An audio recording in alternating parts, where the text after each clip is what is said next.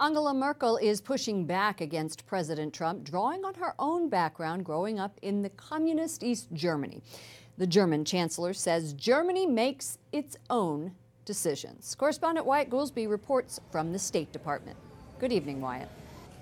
Good evening, Lauren. These types of world summits are more about the optics and presenting a united front to the rest of the world, but the president's litany of complaints has close NATO allies like Chancellor Merkel on the defensive. Germany also does a lot for NATO. We are the second largest donor of troops.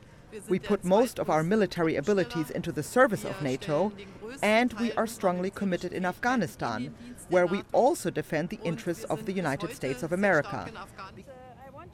The president of Lithuania came to Germany's defense today, saying Germany protects her country from Russia.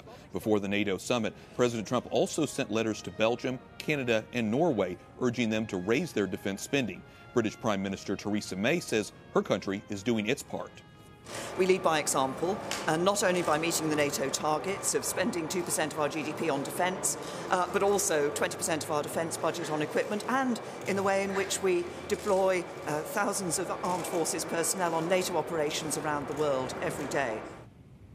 The UK is one of the countries meeting the 2% GDP commitment. According to NATO, Estonia, Greece, Poland, and Britain met that goal last year. This year, Latvia, Lithuania, and Romania are all on track to do the same. NATO has a total of 29 members, and the U.S. by far spends the most amount on defense. Other countries are making it a point to show they're making pledges for aid, but no money. For example, Canada's Prime Minister pledging to send 250 troops and some helicopters to Iraq to help them train their own forces. Lauren? Wyatt, both Defense Secretary Mattis and Secretary of State Mike Pompeo are with President Trump. What is their role specifically in this two-day summit?